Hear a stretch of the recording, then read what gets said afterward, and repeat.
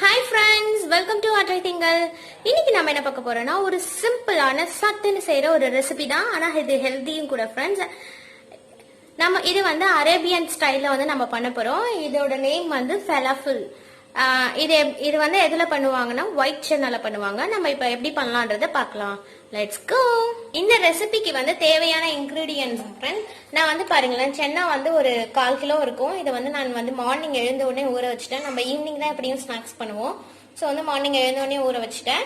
Next வந்து ஒரு அரை லெமன் வந்து எடுத்திருக்கேன். அப்புறம் ஒரு கை அளவு கொத்தமல்லி எடுத்திருக்கேன். ஒரு பெரிய வெங்காயம் சாப் பண்ணி வச்சிருக்கேன். ஒரு 5 பல்லு பூண்டு எடுத்திருக்கேன். இது இல்லாம எக்ஸ்ட்ரா இதுக்கு தேவையானது வந்து பேக்கிங் சோடா வந்து கண்டிப்பா வேணும். அடுத்து வந்து பச்சை மிளகாய் வேணுனாலும் நம்ம வந்து எடுத்துக்கலாம். நான் வந்து பச்சை மிளகாய்க்கு பதில் இன்னைக்கு வந்து சிகப்பு மிளகாய் தூள் வந்து சேர்த்திக்கிறேன். அப்புறம் தேவையான அளவு உப்பு, அப்புறம் வந்து கொரியாண்டர் பவுடர் வந்து நம்ம சேர்த்திக்கலாம். இப்போ நம்ம எப்படி பண்ணலான்றத பார்க்கலாம். நான் இன்னைக்கு வந்து இந்த பிளெண்டர்ல தான் ஃப்ரெண்ட்ஸ் அரைக்க போறேன். நீங்க வந்து மிக்ஸிலையும் என்னன்னா போட்டுக்கலாம். ஃபர்ஸ்ட் வந்து நான் சென்னா வந்து ஆட் பண்ணிக்கிறேன்.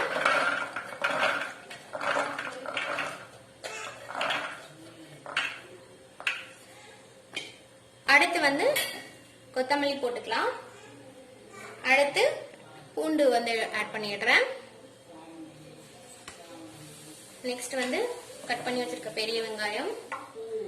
அடுத்து வந்து இந்த லெமனும் வந்து இதுலயும் நம்ம புழிஞ்சு விட்டுறலாம். இது கொஞ்சம் டிஃப்ரெண்டா நல்லா டேஸ்டியா இருக்கும். கண்டிப்பா நீங்க இந்த டிஷ் ட்ரை பண்ணுங்க. ரொம்ப சிம்பிள் தான், சட்டுன்னு நம்ம வந்து பண்ணிடலாம். நெக்ஸ்ட் வந்து கொஞ்சம் வந்து பேக்கிங் சோடா வந்து ஆட் பண்ணிக்கிறேன். அண்ட் இந்த டிஷ்க்கு தேவையான உப்பு வந்து ஆட் பண்ணிக்கிறேன். அப்புறம் ஸ்பைஸ்க்கு வந்து நான் ரெட் சில்லி பவுடர் ஆட் பண்றேன். நீங்க வந்து பச்சை மிளகாய் கூட கட் பண்ணி ஆட் பண்ணிக்கலாம். உங்க காரத்துக்கு தகுந்த மாதிரி நீங்க ஆட் பண்ணிக்கோங்க. அடுத்து வந்து தனியா தூள் வந்து ஒரு ஸ்பூன் அளவு ஆட் பண்றேன். இது இல்லாம ஒரு ஸ்பூன் அளவு சீரகம் வந்து நான் ஆட் பண்ணிக்கிறேன். அவ்வளவுதான் ஃப்ரெண்ட்ஸ். இப்போ நம்ம இதை வந்து நல்லா வந்து அரைச்சி எடுத்துக்கலாம். பாருங்க ஃப்ரெண்ட்ஸ், நான் வந்து நல்லா அரைச்சி எடுத்துட்டேன். எப்படி இருக்குன்னு பாருங்க. உங்களுக்கு பார்க்க வந்து கொஞ்சம் ஒரு மாதிரி இருக்கிற மாதிரி தான் இருக்கும். இது வந்து நம்மளால பால்ஸ் பிடிக்க முடியுமான்னு தோணும். பட் வந்து பால்ஸ் பிடிக்கலாம். இங்க பாருங்க, நீங்க நல்லா அரைச்சி எடுத்துட்டீங்கன்னா நல்லா இந்த மாதிரி பால்ஸ் வந்து போடலாம். ஸோ வந்து இப்போ நம்ம இதை வந்து குட்டி குட்டி பால்ஸா வந்து போட்டு எடுக்கலாம். எண்ணெய் வந்து நான் காய வச்சுட்டேன், நல்லா சூடாகட்டும். பாருங்க ஃப்ரெண்ட்ஸ், இந்த மாதிரி நான் குட்டி குட்டி பால்ஸா வந்து பிடிச்சி வச்சுட்டேன். இப்போ நம்ம வந்து எண்ணெய் நல்லா காஞ்சிருச்சு. இப்போ நம்ம இதை வந்து மெதுவாக போட்டுடலாம்.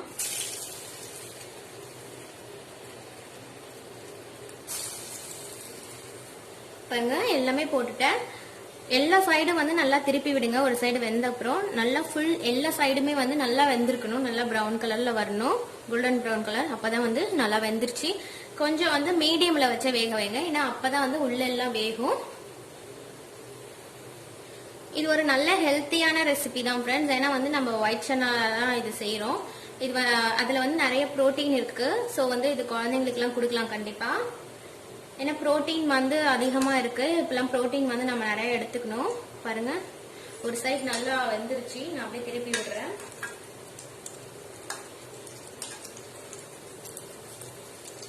பார்த்து மெதுவா திருப்புங்க. பாருங்க ஃப்ரெண்ட்ஸ், நம்மளோட சூப்பரான ஃபலஃபில் வந்து ரெடி ஆயிடுச்சு.